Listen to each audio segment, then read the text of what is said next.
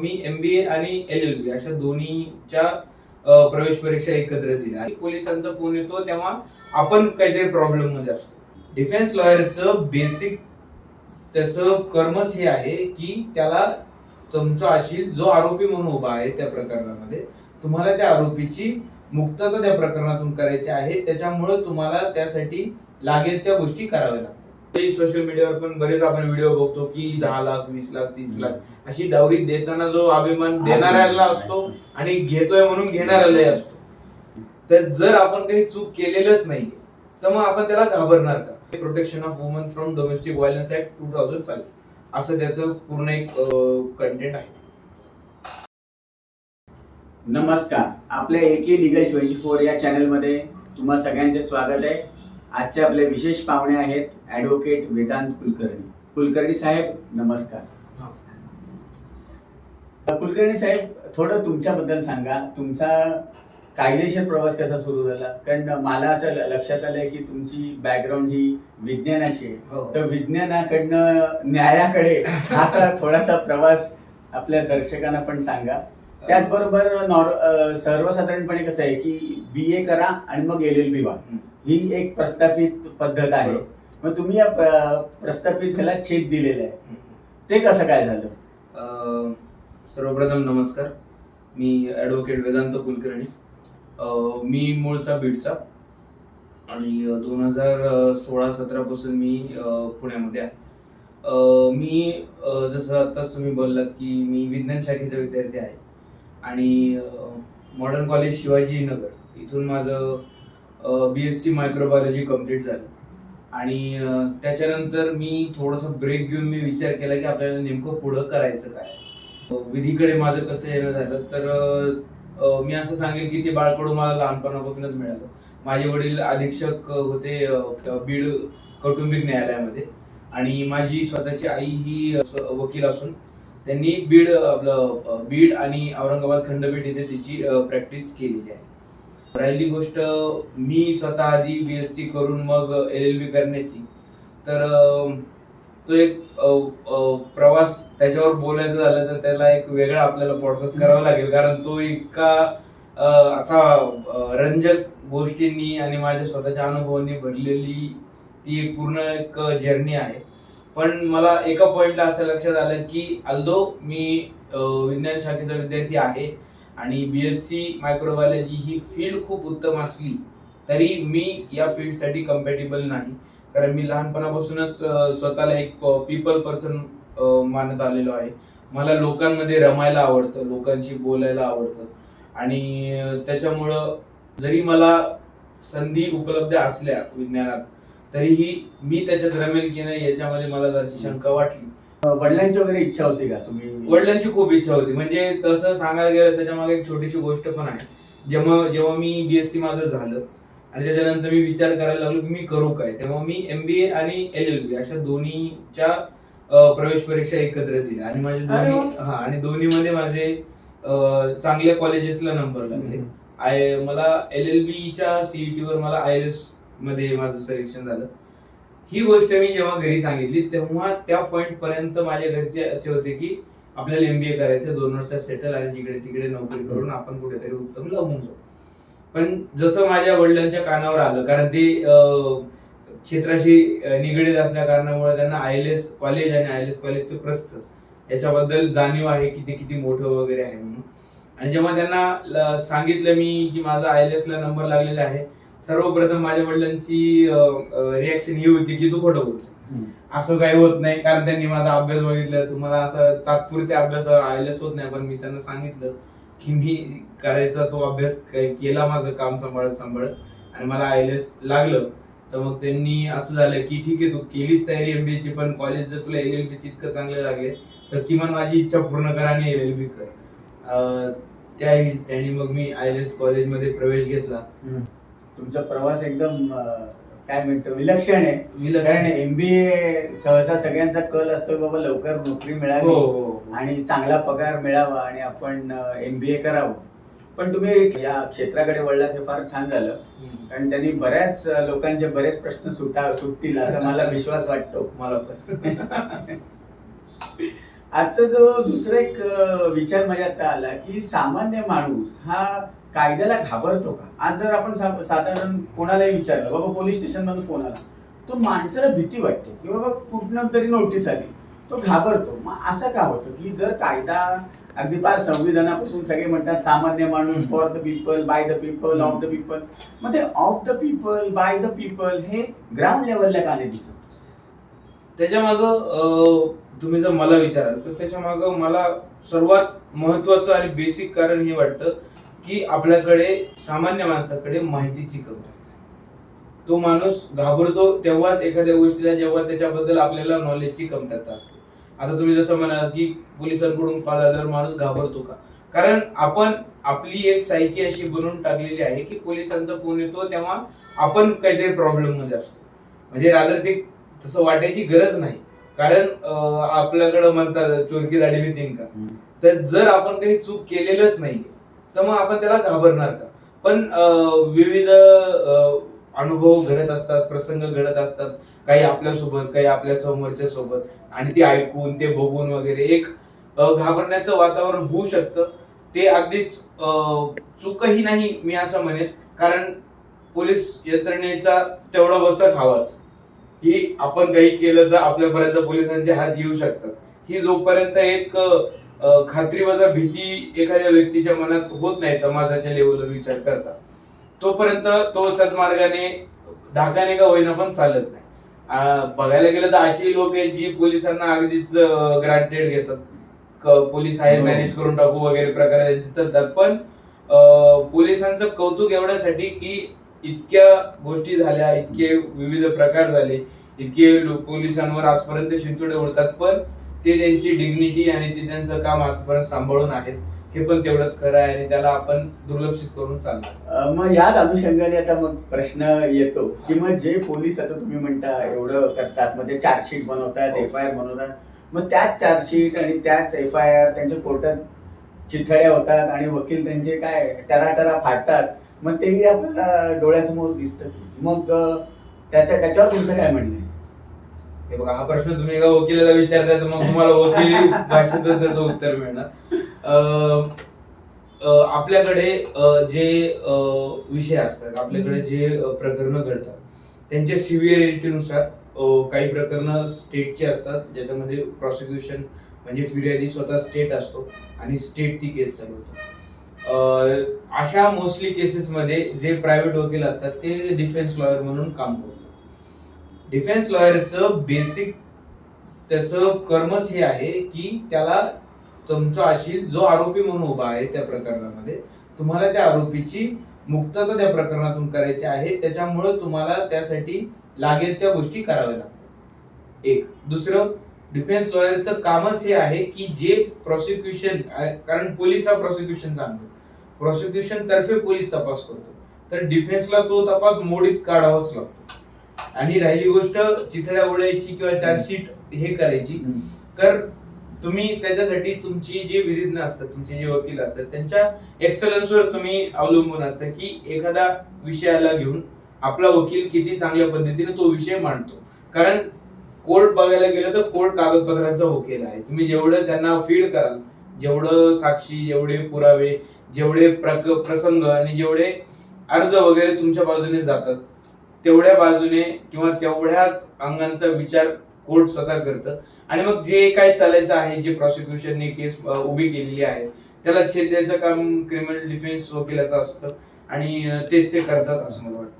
दुसरा एक असा प्रश्न येतो की जेव्हा आपल्या देशामध्ये प्रामुख्याने बघितलं जातं की जे कायदे एका चांगल्या हेतूने बनवले जातात त्यांचाच दुरुपयोग जास्त झालेला आतापर्यंत दिसतो. बरोबर. आणि मग ह्या दुरुपयोगाच्या कचाट्यामध्ये तुम्ही सुशिक्षित असाल, अशिक्षित असाल, श्रीमंत असाल, गरीब असाल, प्रसिद्ध असाल किंवा तुम्हालाही कोण ओळखत नसेल, पण सगळेच ह्याच्यामध्ये पिसले जातात. आणि ह्याच्यावर काहीतरी चांगला तोडगा निघावा असं समाजातनं आवाज हा आता उठायला लागलेला आहे. प्रामुख्याने पुरुषांवर ज्या पद्धतीने चुकीच्या केसेस लावल्या जातात किंवा त्यांचं शोषण केलं जातं किंवा एखादी गोष्ट त्यांच्याकडनं नाही मिळाली की महिला त्यांचं शोषण करतात किंवा कायद्याचा धाक दाखवून त्यांना जे पाहिजे ते त्यांच्याकडनं मिळवतात. मग ह्याने पूर्ण समाज व्यवस्था कुठेतरी खिळखिळी होते किंवा अराजकतेकडे जाते असं दिसतंय. आता याचं एक उदाहरण सांगायला गेलं तर कोर्टामध्ये हल्लीच मला वाटतं उत्तर प्रदेशमध्ये झालं की तो पुरुष जो होता तो त्याला इतका त्रास दिला त्याच्या बायकोने की शेवटी त्यांनी सूर्याने तिच्यावर हल्ले केले आणि तिथेच त्याला ठार केलं. आणि तो म्हणाला की मला इतकं छळलंय की मी तुरुंगवास भोगायला तयार आहे. मग हे असं चित्र फार भयानक आहे. म्हणून मग आता या क्षेत्रात तुम्ही आहात तर स्त्रियांना गैरवापर का करावा असे वाटतात कायदे, आणि मग पुरुषांना याच्यातून काय रिलीफ या विषयावर थोडं सांगा. या म्हणजे हा मुद्दा अगदीच संवेदनशील असा आहे आणि या मुद्द्याकडे मला थोडस लार्जर पर्स्पेक्टिव्हनी बघायला आवडेल. या मुद्द्याचं उत्तर देताना मला त्याचे 3 प्रमुख भाग करावे लागतात. पहिले, जसं तुमच्या प्रश्नाच्या पहिल्या भागात होतं की लीगल इंटेंट. लीगल इंटेंट म्हणजे कायदा जो बनवतो त्याच्या मागचं लेजिस्लेटिव्ह काउन्सिलचं इंटेंट काय होतं, की तो त्यांनी कायदा बनवायला का घेतला. आता पुरुषांविरोधातले कायदे म्हणजे स्त्रियांचे कायदे असं जर एक ढोबळ अर्थाने आपण धरून चाललो तर स्त्रियांना विशिष्ट कायद्याची गरज का पडली. म्हणजे आता आपण डीव्हीचं घेऊ. डीव्ही म्हणजे डोमेस्टिक व्हायलन्स. आपण त्याला नाव डीव्ही दिलेलं आहे, पण त्याचं पूर्ण नाव आहे protection of woman from domestic violence act 2005 असं त्याचं पूर्ण एक कंटेंट आहे. तर स्त्रियांवर होणाऱ्या घरगुती अत्याचाराला धरून एक विशिष्ट कायदा वेगळा असा आणावा, ज्याची प्रोसिडिंग वेगळी चालावी विविध विशिष्ट कोर्टामध्ये, याची गरज तेव्हाच पडली किंवा लक्षात आली जेव्हा ही प्रकरणं प्रामुख्यानं वर यायला लागली. आपल्याकडे आपण बघतो की बऱ्याचदा आपल्यावर असा अन्याय होतो, असं म्हणणं जातं लोकांचं की आपल्याकडे लोक खूपच मिसोजिनिस्टिक आहेत आणि महिलांचं शोषण वगैरे करणारे आहेत. एका लेवल पर्यंत ते अगदी बरोबर आहे. आपल्याकडे महिलांना नेहमीच काहीतरी धुणे भांडी करणारी आणि घरामध्ये अडकून पडलेली एक इंडिव्हिज्युअल असं बघण्यात आलेलं आहे आणि ते त्याच प्रकारात राहावं याच्यासाठी बरेच मग ते विशिष्ट त्याला तुम्ही मारहाण म्हणा किंवा विविध प्रकारे टॉर्चर म्हणा, अशा गोष्टी होत आलेल्या आहेत. त्याच्यामुळे ती जी गरज होती की महिलांचं संरक्षण झालं पाहिजे त्यांच्यावर होणाऱ्या अत्याचारापासून, ती अगदीच वोकल अशी होती. दुसरी गोष्ट जी आपण विचारली की हे जे कायदे आहेत हे बनवले, आता लिगल इंटेंट क्लिअर झाला की आपल्याला बनवावे का लागले. बनल्यानंतर जो प्रॉब्लेम उद्भवला त्याच्यावर आपली चर्चा आहे की माझ्याकडे माझ्या लिंग स्पेसिफिक एक कायदा आहे, जेंडर स्पेसिफिक महिलांसाठी, तो मी वापरत आहे पुरुषांच्या विरोधात. बरोबर. प्रॉब्लेम इथे येतो. बरोबर. आता माननीय सुप्रीम कोर्टाने, माननीय हायकोर्टाने बऱ्याच केसेसमध्ये हे स्पष्टोक्ती केलेली आहे की कायदा आहे म्हणून केस करणं चुकीचं आहे. तुम्हाला जेन्युइन प्रकार जे तुमच्यासोबत घडले अत्याचाराचे त्याचं उत्तर आणि त्याच्यामध्ये न्याय प्राप्ती करण्यासाठी हे कायदे आहेत आणि त्याचा वापर तसाच केला गेलेला हवा. ज्या व्यक्ती किंवा जी बाई या कायद्यांचा गैरवापर करायचं बघते तर हे प्रॉसिक्युशन पेक्षा हे डिफेन्स वकिलाचं, तुम्ही जसं आता म्हणाल, त्यांचं काम आहे की या प्रकारांना खोडून काढणे. राहिली गोष्ट त्याच्यापासून पीडित वर्गाची, तर तो आज आहे तो आणि भयंकर त्रासलेला आहे आणि त्यांची संख्या वाढते आहे. मग आता हे जसे स्त्रियांवर झाले, आता मी असं पण काही आहे ना की पुरुषांना पण स्त्रिया मारतात. बरोबर. मग पुरुषांसाठी काय? ठीक आहे, तुम्ही दिले स्त्रियांना कायदे, पण मग पुरुषांना पण काहीतरी कायदे द्या, नाहीतर मग जेंडर न्यूट्रल कायदे करा. बरोबर.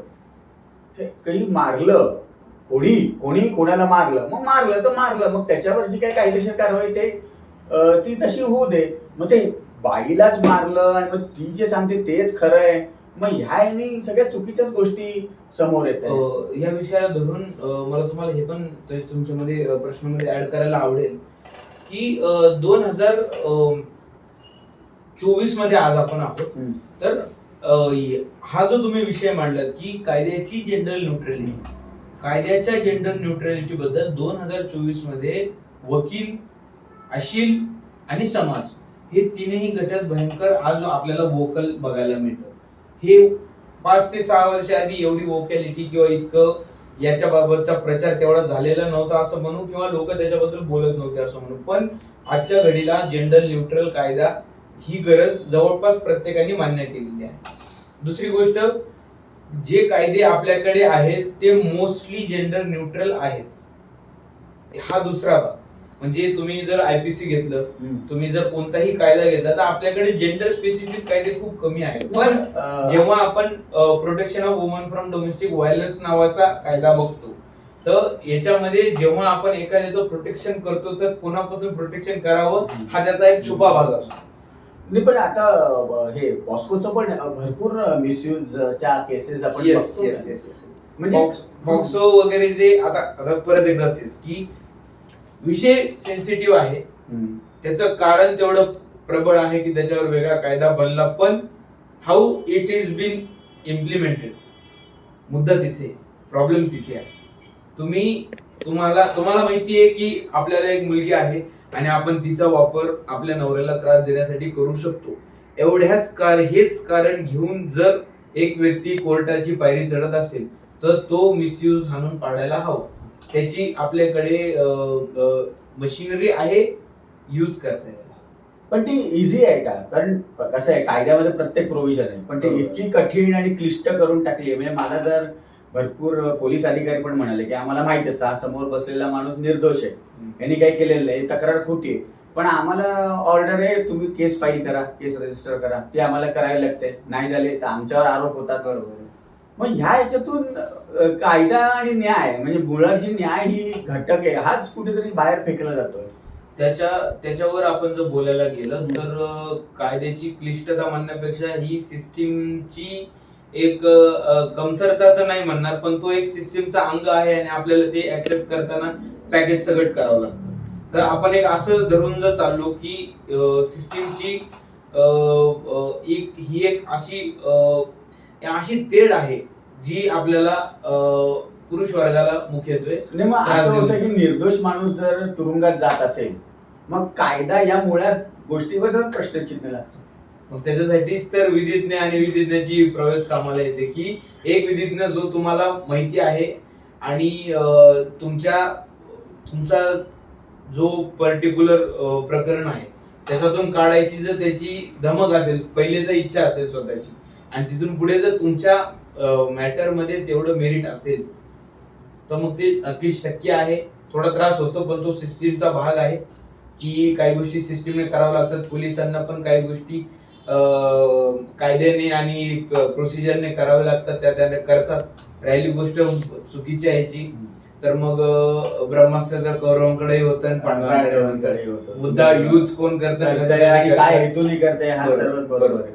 आपण डीव्ही कायद्याकडे येऊया. मला थोडं सामान्य माणसाच्या दृष्टीने डीव्ही कायदा म्हणजे काय, त्यात काय काय घटक आहेत, कोणती कलम आहेत, उपकलम काय आहेत, आणि त्याचा गैरवापर जर कोणावर झाला तर त्या व्यक्तीने काय उपाययोजना करावी जेणेकरून त्यांचे हाल होणार नाही, ह्याच्याबद्दल थोडं सांगा. डीव्ही जसं मी तुम्हाला आता सांगितलं, तर डीव्ही म्हणजे डोमेस्टिक व्हायलन्स, त्याला आपण शॉर्ट फॉर्म मध्ये म्हणू शकतो. डोमेस्टिक व्हायलन्स म्हणजे काय आहे की एक जी स्त्री आहे जी एखाद्या घरामध्ये सून म्हणून गेलेली आहे, तर त्या सुनेला जो त्या घरामध्ये नवऱ्याकडून असेल, सासूकडून असेल, सासऱ्याकडून, जाऊ, नंदा, दीर वगैरे वगैरे, सासरच्या व्यक्तीकडून झालेल्या त्रासाची दाद मागण्यासाठीचा हा कायदा. कायद्याचा इंटेंट अतिशय उत्तम आहे, अतिशय क्लिअर आहे. पण प्रॉब्लेम तिथे येतो जेव्हा या कायद्याच्या एक्झिक्युशन वरची गोष्ट आहे. आता तुम्ही विचार करा, एक घरामध्ये एक आपण युनिट धरलं, एक घर सासरचं, तिथे सून वगैरे आहे.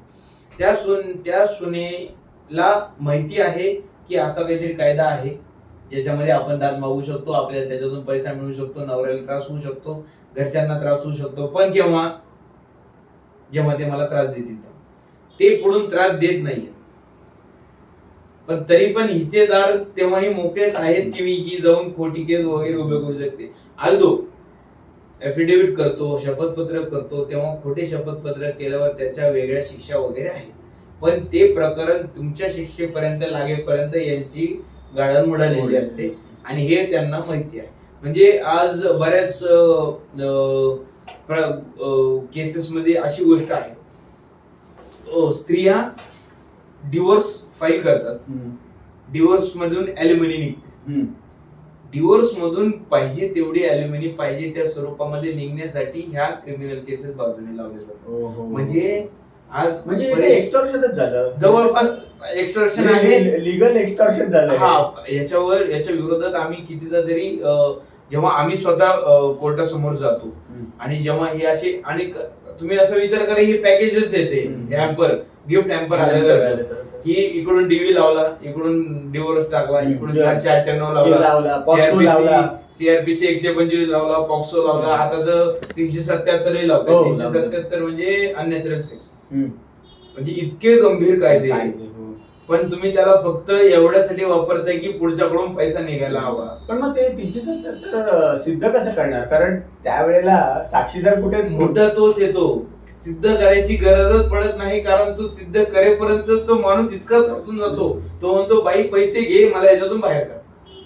हो, पण ते हे मलाही जाणवलं, मी भरपूर असे शोषित पीडित वंचित लोक यांना भेटलो, ते म्हणतात की बाबा रे, आम्ही निर्दोष सुटलो, हीच मोठी मेहरबानी, आम्हाला काही करायचं नाही. मग अशामुळे काय होतं, हे बॅकफूटवर गेल्यामुळे असल्या स्त्रियांना आणखीन ताकद चढते. मग एकाचा एक बघून तिथे आणखीन भयानक होत जातं. तिथे मुद्दा हाच उभा राहतो की मान्य सुप्रीम कोर्टाने, मान्य हायकोर्टाने वेळोवेळी वारंवार रिव्हिजन परत्वे बेसिसवर हे सांगितलेलं आहे की खोट्या केसेस जे दाखल करेल त्यांच्यावर कडक कारवाई करा. बऱ्याच केसेस अशा होतात, पण मग ती वेगळी पिटिशन करायला लागते, असं अशी माहिती मला मिळाली आहे की तू त्याच पिटिशन मध्ये ते होत नाही, किंवा बाबा ही सिद्ध झाली, आता ही खोटी होती, त्यामुळे या बाईला एवढ्या वेगळी करण्याची गरजही नाही. एक प्रकरण समजा चालत असेल आणि त्या प्रकरणामध्ये जजमेंटला जाईपर्यंत त्या प्रकरणामध्ये जजला समजा लक्षात आलं, न्यायमूर्तींना, की या प्रकरणामध्ये म्हणावं तेवढा दम नाहीये किंवा त्याच्यामध्ये मला मेरिट दिसत नाहीये स्त्रीच्या बाजूने, तर मग त्या सिंगल प्रकरणामध्ये पण जजमेंट मध्ये हे नमूद करू शकतात की प्रस्तुत प्रकरणामध्ये मला काही तथ्य दिसून येत नाहीये आणि हा त्रास देण्याचा प्रकार असल्या कारणाने मी जे अर्जदार वगैरे आहेत, फिर्यादी वगैरे, मला त्यांना ही शिक्षा सुनवायची आहे. असं एखादं उदाहरण कुठल्या केसचं देऊ शकतं का? म्हणजे परवा दिवशी मान्य सुप्रीम कोर्टाचं जजमेंट आहे की सुप्रीम कोर्टाने जवळपास स्ट्रिक्ट वॉर्निंग त्यांना दिलेली आहे की 498 ची एक तर खोटी कलम लावायची नाही, लावली तर ती चालवायची नाही, चालवली तर ती इथपर्यंत नाही आली पाहिजे की एक व्यक्ती परेशान होऊन जातोय आणि सुप्रीम कोर्टापर्यंत त्याला, कारण तिथपर्यंत येण्यामध्ये पैसा जातो, एनर्जी जाते आणि लोकांमध्ये होणारी थुतू वेगळी. हे सर्व पॅकेज जर तो डिझर्व करत नसेल तर हे खालीच थांबले पाहिजे. खाली म्हणजे खालच्या लेवल. त्यामुळं डिरेक्शन्स आहेत, ऑर्डिनन्सेस आहेत, पण प्रॉब्लेम येतो इम्प्लिमेंटेशनवर. तर मला असं वाटतं की जोपर्यंत समाज ऍटला याच्याबद्दल जागरूक होत नाही तोपर्यंत हे कठीण आहे. बरं, 498A आणि 498 मध्ये काय फरक आहे? 498 हा हुंड्याबद्दल वाच्यता करतो की हुंड्याला त्रासलेली स्त्री, आणि 498 म्हणजे हुंड्याला त्रासलेली स्त्री जिचा बिचारीचा अंत झालेला. तर हा त्यांच्यातला बेसिक फरक आहे. बाकी 498 आयपीसी अंडर एक कलम आहे, त्याच्यामुळे त्याची एक वेगळी प्रोसिडिंग चालते अकॉर्डिंग टू सीआरपीसी. बरं, मग आता 498A आणखीन काही उपकलम आहेत का त्याच्यानंतर? 498 मध्ये तुम्ही आता 498 समजा हुंड्याचं समजा लावलं तर 498 is presume that she is been, तिला त्रास झालेला आहे. येस. पण मग आता सुप्रीम कोर्टाचं गेल्याच आठवड्यात वाचलं मी की dowry is a gift, it is not a crime. Dowry is a gift, तुम्ही हा जो मुद्दा घेतला तर त्याच्यामध्ये दोन महत्वाचे ऍस्पेक्ट येतात. एक म्हणजे पहिले तर आपल्याकडे म्हणजे महाराष्ट्रात तत्सम राज्य म्हणतोय मी, आपल्याकडे डावरी आणि हुंड्याला आउटराईट चुकीचं म्हणलेलं आहे. ठीक आहे, की आपल्याकडे पण प्रथा होती, पण ती तेवढी हे नव्हती, मुळात रुजलेली नव्हती की आपण तिला अगदीच नाकारू शकलो. पण तुम्ही जर भारताचे एक मध्यातून दोन भाग जर केले तर वरचा जो नॉर्थ इंडियाचा भाग आहे, युपी आणि बिहार वगैरे, तर तिथे डावरी सेलिब्रेट केली जाते. म्हणजे आपण खूप राजस्थान वगैरे पासून जर आपण चालू केलं तर मग आपण आजही सोशल मीडियावर पण बरेच आपण व्हिडिओ बघतो की 10 लाख 20 लाख 30 लाख अशी डावरी देताना जो अभिमान देणाऱ्याला असतो आणि घेतोय म्हणून घेणाऱ्यालाही असतो. माझी मैत्रीण आहे एक, ती स्वतः बिहारची आहे, तर तिने मागे एक गोष्ट सांगितली की त्यांच्याकडे रेट चालतात की एक कमवतो मी, जर व्यक्ती माझं लग्न होत आहे तर मला माझ्या कमवण्यावर किती डावरी मिळू शकते, तर या रेट कार्डनी चालतात. तर गिफ्ट म्हणजे मी तुमची मुलगी घेऊन जाते म्हणून मला पैसे द्या म्हणून पैसे घेणं अतिशय चूक, अतिशय वाईट आणि ते कायद्याने पण चुकीचं आहे. कायदा त्याच्यावर ऍक्ट बोलतो. पण जर जर देत असेल कोणी देणारा तर घेणारा नाही म्हणत नाही आणि त्याला कोणी असंही म्हणत नाही की अरे तू हुंडा वगैरे घेतला. तर काही समाजामध्ये ती प्रथा आहे, ती प्रथा ते जर कंटिन्यू करायची इच्छा असेल तर ते करू शकतात आणि इन्व्हॉल्व करायला कोणी त्यांना जात नाही. बरं, थोडं आणखीन एक पुढे जर आपण गेलो तर सीआरपीसी आणि आयपीसी याच्यात काय टेक्निकल फरक आहे ते जरा सांगा.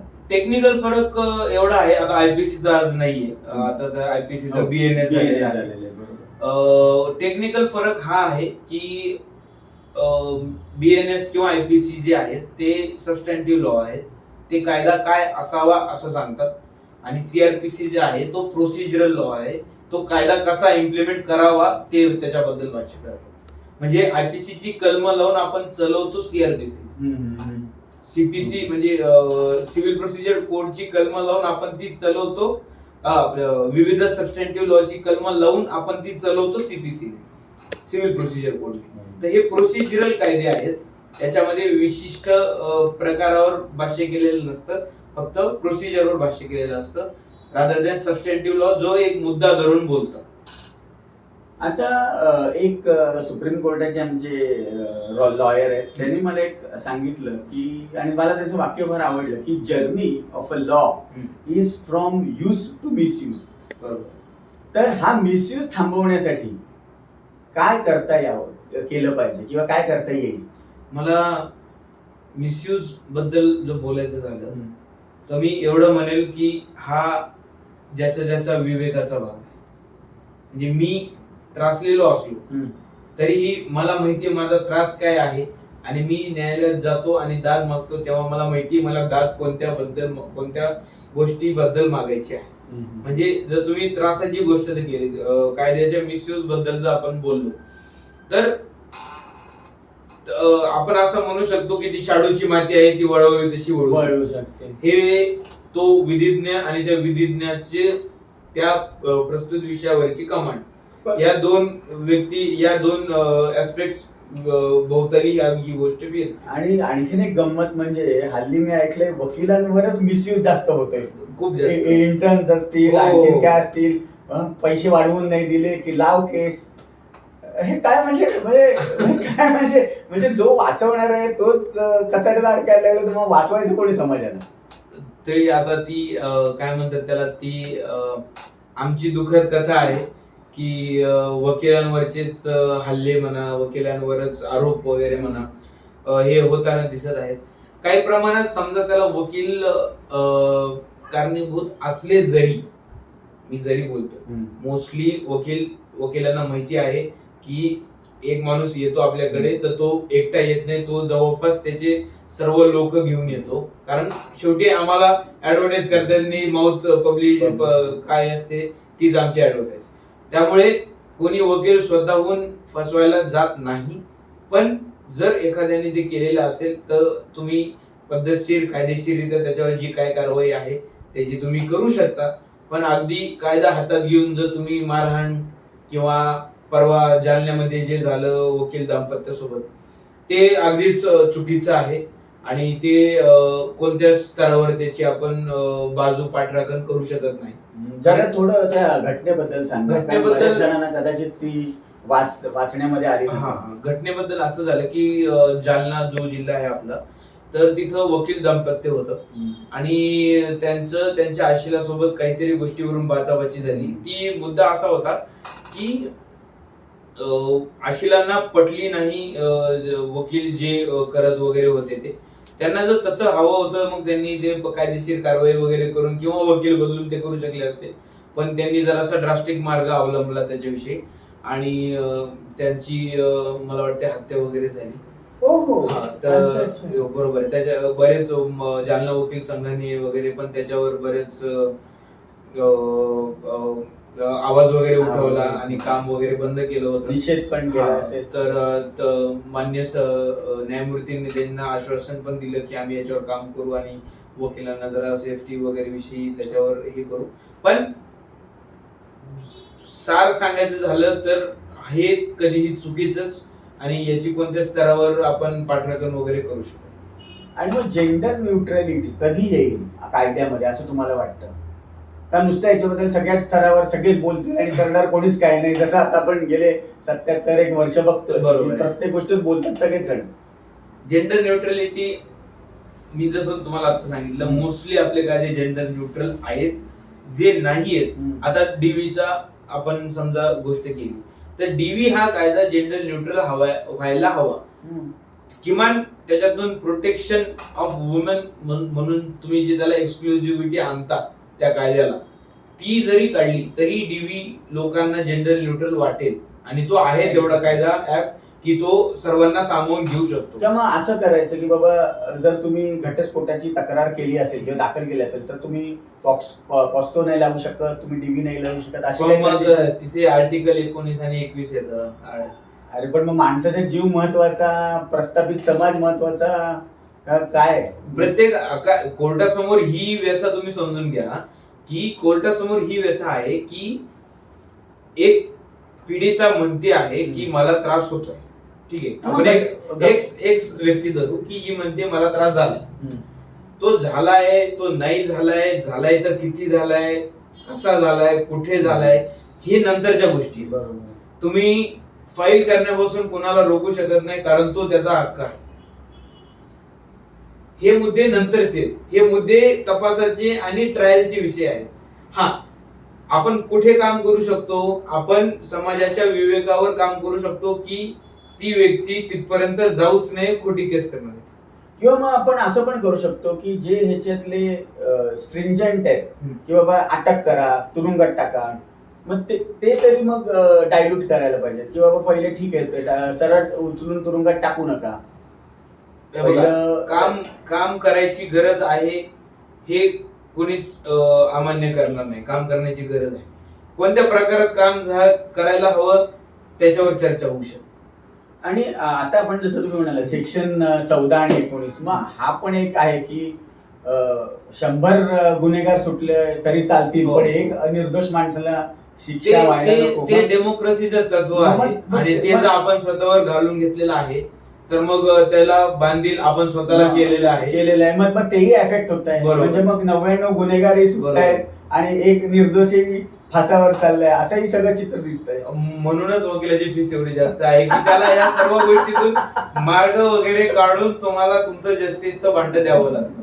त्यामुळे या सगळ्या, कारण तुम्ही एखादी आता डीव्ही बद्दल बोलतो म्हणून त्याच्याबद्दल बोलतो. डीव्हीचं केस जेव्हा फाईल होते तेव्हा स्टेट प्रोसिक्युशन असतो आणि जेव्हा स्टेट प्रोसिक्युशन असतं तेव्हा ती एकटी तुमची केस नसते, ती समाज ॲट लार्जची केस असते.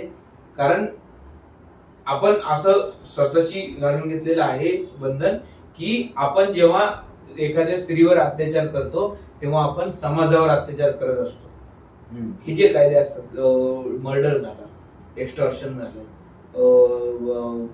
काय म्हणतात त्याला, पोक्सो वगैरे झाले, हे स्टेट रिलेटेड कायदे. ह्याच्यामध्ये तुम्ही समाजाच्या विरोधात लढत असता कारण ते कायद्या तेवढा सेन्सिटिव्ह आहे, ती गोष्ट तेवढी सेन्सिटिव्ह आहे असं मला वाटतं. त्याच्यामुळे त्याच्यामध्ये काम पण त्या लेवलवर होतं की निघायला थोडासा त्रास होऊ शकतो. पण जर तुमचे विधिज्ञ आणि जर त्यांची प्रवेश असेल तर तुम्ही नक्की याच्यातून बाहेर येऊ शकता. सामान्य माणसाची एक नेहमी तक्रार असते की चांगले वकील मिळत नाहीत आणि जर मिळाले त्यांच्या फिया खूप असतात. तर त्याला तुमच्याकडे काही ऑप्शन आहे का किंवा काही सोल्युशन आहे का? सोल्युशन बघायला गेलं तर चांगले वकील मिळणं आता म्हणजे धर्म संकट असल्यासारखं आहे की कोण चांगलं कोण वाईट सांगणार मी कोण. पण एक बेसिक एक जर विधिज्ञ जर आपण धरलं तर एक नामांकित वकील असतो, त्याची फीस तेवढी असते कारण तो देतो पण डिलिव्हर पण तेवढं करतो. पण मला असं सांगायला आवडेल की नवीन जे वकील असतात, ज्यांना कामाची गरज असते आणि जे तुमचं काम माझं काम म्हणून करू शकतात, तर ज्यांना पैशाचा प्रॉब्लेम असेल तर ते त्यांच्याकडे ट्राय वगैरे म्हणून करू शकतात. शेवटी वकील आहे म्हणजे त्याला काहीतरी चार गोष्टी माहिती असल्या पाहिजेत. त्याचा कोणीतरी सिनियर असला पाहिजे जो त्याला अशा गोष्टींमध्ये मदत करू शकतो. अगदीच तुम्ही वर म्हणजे चेंबर वगैरे वगैरे वगैरे वाले वकील जाणार तर मग तुम्हाला त्याची फीस वगैरे पण द्यावी लागते. ठीक आहे. हा, एक वेबसाईटचा डेटा मी बघितला 498.org. त्याच्यामध्ये त्यांनी असं नमूद केलंय की 98% केसेस 498च्या खोट्या आहेत. म्हणजे हा आकडा बघूनच मी हबकलो की 98%. अरे म्हणजे खोटारड्यांची फौजच झाली म्हणजे. नाही म्हणजे आधी स्टॅटिस्टिक्स बद्दल जर विचारताल तर 98% आहे की नाही हे मी सांगू नाही शकणार, पण एवढं नक्की सांगू शकतो की फोल प्रकरणांचा भरणा वाढलेला आहे. हे तर त्रिकालबाधित सत्य आहे. हे स्वतः मान्य सर्वोच्च न्यायालयाने, मान्य उच्च न्यायालयाने पण मान्य केलेलं आहे की 498, 498A, DV ऍक्ट हे तत्सम जे कायदे आहेत याचा शस्त्र म्हणून वापर करतायत एक सिंगल जेंडर पर्सन. त्याच्यामुळे हे तर सत्य आहे की फोल केसेसचा भरणा वाढलेला आहे. म्हणजे प्रोटेक्शन टू वेपन हा प्रवास वेगाने झालेला आहे आणि अतिशय उत्तमरित्या झालेला आहे. त्याच्यामुळेच की काय हे नंबर इतका वाढलेला आहे आणि तो फुगवटा इतका आता डोईजड झालेला आहे जवळपास की आणि तुम्ही असे म्हणू शकता की या केसेस राईप झालेल्या आहेत.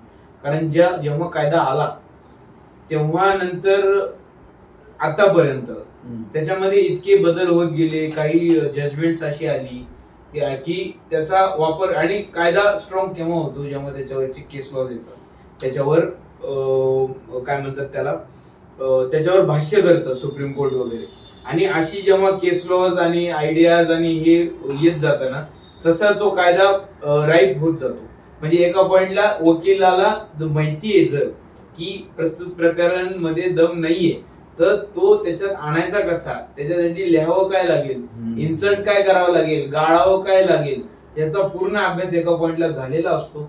त्याच्यामुळे ही प्रकरण क्लिष्ट होऊन जातं आणि भले निकाल नाही लावू दे तो अडकून राहिल्याचा जास्त फायदा होतो. त्याच्यामुळे ही हा नंबर तेवढा जास्त असेल असं मला वाटतं. पीडित बद्दल मला माझे स्वतःच एक अनुभव याचे शेअर करायला आवडेल. एक प्रकरण आलं आमच्याकडे. असंच तो DV ने ग्रासलेला व्यक्ती होता, पण त्याचं असं होतं की तो भारतात स्थायिक नाही, तो आहे UK मध्ये. त्याचं तिथं म्हणणं आहे की त्याला 3 ते 4 वर्ष प्रकरण चाललेलं होतं त्याच्या आधी आणि त्या 3 ते 4 वर्षामध्ये त्याला काही वकिलांनी इतके त्रास दिले, म्हणजे पैसे घेणं पण काम न करणं, काम करणं पण ते तितक्या इंटेंटनी न करणं की तो त्याच्यातून काहीतरी भक्कम काहीतरी समोर मांडू शकतो कोर्टाच्या, या इंटेंटने ते काम न करणं वगैरे असे प्रकार झाले. तर तो या लेवलला फ्रस्ट्रेट झालेला होता तो अशील की तो म्हणत होता की सर तुम्ही फक्त माझ्या बाजूने उभे राहा, बाकी तुम्हाला बोलायचं काय लिहायचं काय हे सगळं मी देणार. म्हणलं त्याला आम्ही सांगून सांगितलं की असं होत नाही, वकील म्हणून आमची काही जबाबदारी असते आणि कोर्टासमोर काही गोष्टी कशा मांडायच्या हे वकिलाला माहिती असतं. कारण उद्या आम्ही त्याचं मटेरियल घेऊन कोर्टासमोर उभं राहिलो तर कोर्ट आमची किंमत करेल की हे this is not the way to present before the court. तर त्याचं असं म्हणणं होतं नाही सर मला खूप त्रास झालेला आहे आणि मला जेवढं तुम्हाला प्रेझेंट करायचं आहे मी तेवढंच तुम्हाला प्रेझेंट करेन. म्हणलं असं हातच्या राखून केस चालत नाही. मान्य आहे तुला वकील लोकांनी त्रास दिले असतील, पण जेव्हा तू एखाद्या नवीन वकिलाकडे जातो तेव्हा तुझ्या इच्छेने किंवा इच्छेविरुद्ध तुला त्याच्यावर भरोसा करण्याचा, त्यामुळे तेवढा भरोसा आम्हाला दे. इथून पुढे मी तुला दुसऱ्या वकिलाकडे नाही जाऊ देणार किंवा तुझ्यावर तशी वेळ नाही येऊ देणार. पण ते झालं नाही आणि तो जसा आमच्याकडे आला होता तसंच तो निघूनही गेला. पण हा पण एक अतिशय योग्य मुद्दा आहे. म्हणजे चांगल्या लोकांना चांगले वकील मिळत नाही, बरोबर. आणि चांगल्या वकिलांना चांगले लोक मिळत नाही. अगदी अगदी. आणि हे म्हणजे सगळं आहे ना याच्यावर, की काय सोल्युशन काय आहे हे पण काही कळत. तुम्ही आज हे याच प्रकाराला तुम्ही आजच्या ज्युडिशियरीचं सत्य जरी म्हणलं तरी हरकत नाही. खरंय. आणि थोडं तुमच्या संस्थेबद्दल सांगा. विधिवतचं नाव मी ऐकलंय बरेच, थोडी समाजाला पण त्याची ओळख होईल. येस. विधिवत बद्दल सांगायचं झालं तर माझे जे 2 सहकारी आहेत, ऍडव्होकेट शुभम शेलार आणि ऍडव्होकेट प्रसाद कामटे, आणि त्याच्यानंतर विविध ठिकाणी आम्ही ज्युनियरशिप आमची करत असताना आम्हाला असं लक्षात आलं की एका पॉइंटला की we have enough knowledge to do what we aspire to do. ठीक आहे. आमचे ऍडव्होकेट प्रसाद कामटे होते, ते तेव्हा मुंबईला होते, दिल्लीला होते ऍक्च्युली, आणि त्याच्यानंतर ऍडव्होकेट शुभम आणि मी पुणे कोर्टामध्ये आमच्या सिनियरच्या हाताखाली काम करत होतो. तर एका पॉइंटला आम्हाला असं लक्षात आलं की आपण जे आता करतो आहोत ते आपण जर स्वतःच्यासाठी केलं आणि स्वतःचं एक नाव मोठं करायचं जर आपण ठरवलं तर मग त्याच्यामध्ये आपण काय करू शकतो वेगळं. तर त्याच्यामुळे आम्ही विधिवतचा प्रयोग केला. म्हणायला आम्ही सोबत आहोत पण आमची फर्म नाही, आम्ही त्याला कन्सोर्टियम नाव दिलं. त्याच्या मागे पण एक वेगळी स्टोरी आहे. कन्सोर्टियम म्हणजे बेसिकली त्याचा इंग्लिशमध्ये असा अर्थ होतो की individuals coming under a banner of single name to do their own work. Okay. म्हणजे आम्ही ओके, कळलं. म्हणजे प्रत्येकाचा एक विषयावर पकड आहे. येस. ते फक्त तो विषय घेणं. ऍक्च्युली आता मी माझ्याबद्दल बोलू, ऍडव्होकेट वेदांत कुलकर्णी. मी माझा पर्सनल प्रायव्हेट वकिली करतो. मी क्रिमिनल, फॅमिली, कंझ्युमर, सिव्हिल वगैरे प्रकरण हाताळतो. ऍडव्होकेट शुभम आहेत, ते त्याचे पर्सनल लॉयर आहेत. त्यांची speciality land, revenue, property related matters, conveyancing वगैरे मध्ये आहे. ऍडव्होकेट प्रसाद कामटे ते त्यांचे पर्सनल वकील आहेत आणि त्यांची speciality appellate matters, high court, supreme court आणि तिथलं ट्रिब्युनलायझेशन वगैरे जे आहे त्याच्यामध्ये त्यांची स्पेशालिटी आहे. पण आमच्याकडे जेव्हा कामं वगैरे येतात तेव्हा ते आम्ही विधिवत नावाखाली एकत्र करतो. आता जी तरुण मंडळी या आता जी पास आउट होतील त्यांना तुमचा काय संदेश असेल? नवीन जी वकिली त्यांच्याबद्दल तो नंबर पण खूप मोठा आहे आणि मला फक्त त्यांना एवढंच सांगायचं की तयार राहा. कॉम्पिटिशन खूप मोठी आहे आणि काम करायला भयंकर स्कोप आहे, काम खूप आहे. तुम्ही जेवढे वकील वाढणार तेवढे प्रकरण पण वाढणार, हे पण तेवढं सत्य आहे. आणि काम करायची तयारी ठेवा. इतकं पळा की एका पॉइंटला तुम्ही थकून जायला पाहिजे की माझ्याकडं आता मी काय करू काय नाही असं व्हायला पाहिजे. पण स्वतःवर विश्वास ठेवा. थोडासा वेळ लागतो. क्षेत्र एवढं मोठं आहे की आपण त्याच्यात डुंबायचं म्हणलं तरी आपल्याला तळापर्यंत जायलाही वेळ लागतो. त्याच्यामुळे वेळ थोडासा लागतो. तेवढं फक्त एक गाठ बांधून घ्या मनाची आणि मग तुम्ही करू कामाला. येस, कामाला. आणि न्यायासाठी भांडा, लोकांसाठी काम करा. आणि समाजाला काय सांगाल?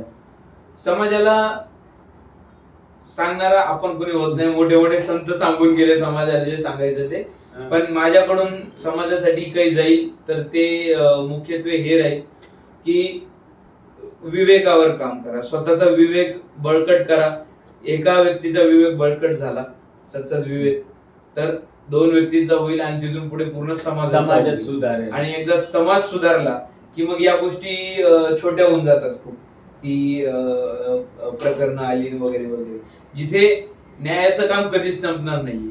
उद्या समाज विवेकी झाला तरी जी वैधानिक गोष्टी कोर्टापर्यंत यायच्या त्या येणारच आहेत. पण त्याची संख्या कमी असेल, तीव्रता कमी असेल. कोर्टाला जास्त वेळ देता येईल प्रकरणांना. आणि समाजच जर हुशार झाला, समाजच जर विवेकी झाला तर मला असं वाटतं की ते सर्वांसाठी सुखकर होऊन जाईल. याबद्दल मला भूतानचं एक उदाहरण द्यावंसं वाटतं की अख्ख्या भूतानमध्ये 7 लाख लोकसंख्येमध्ये फक्त 200 कैदी आहेत आणि त्यामध्ये फक्त एकच खुनाचा कैदी आहे. म्हणजे हे फार मला कौतुकही वाटलं त्यांचं आणि नवलही वाटलं. मी तिथल्या काही लोकांशी बोललो, न्यायतज्ञांशी. त्यांनी सांगितलं आमचं जे असं तुम्ही विवेक किंवा धर्माचा एक पॉझिटिव्हली टाकलेला परिणाम हा अंकुश म्हणा, परिणाम म्हणा, ह्यांनी ही जी संख्या आहे ही एवढी नियंत्रणात आलेली. नाहीतर तुम्ही जर तुमच्या वासनांवर आणि तुमच्या चुकीच्या गोष्टींवर जर कंट्रोल नाही आणलात, जसं त्यांनी म्हटलं विवेक पाहिजे, की तुम्हाला कळलं पाहिजे आपण काय करतोय, बरोबर आहे का चुकीचं आहे, तर चांगला समाज नक्की तयार होईल आणि गुन्ह्यांचं प्रमाण डेफिनेटली कमी होईल अशी आपल्याला खात्री आपण बाळगूया. तुम्ही आज आलात आणि वेळ दिलात त्याबद्दल आम्ही सगळे आमची टीम आभारी आहे. धन्यवाद. आता लाईक करा, शेअर करा, सबस्क्राईब करा, तुमच्या मित्रांना पाठवा, ज्यांच्यावर अन्याय झालाय त्यांना पाठवा. त्यांना जर काही कायदेशीर माहिती हवी असेल, मदत हवी असेल तर त्यांना वेदांत सरांना कॉन्टॅक्ट करायला सांगा. नंबर आणि इतर माहिती तुम्हाला मिळेलच. तुमची जर स्वतःची कुठली वैयक्तिक केस असेल आणि ती जर तुम्हाला सांगायची असेल तर aklegal24@gmail.com वर टाका. खालती तुम्हाला ईमेल मिळेलच. ठीक आहे, धन्यवाद.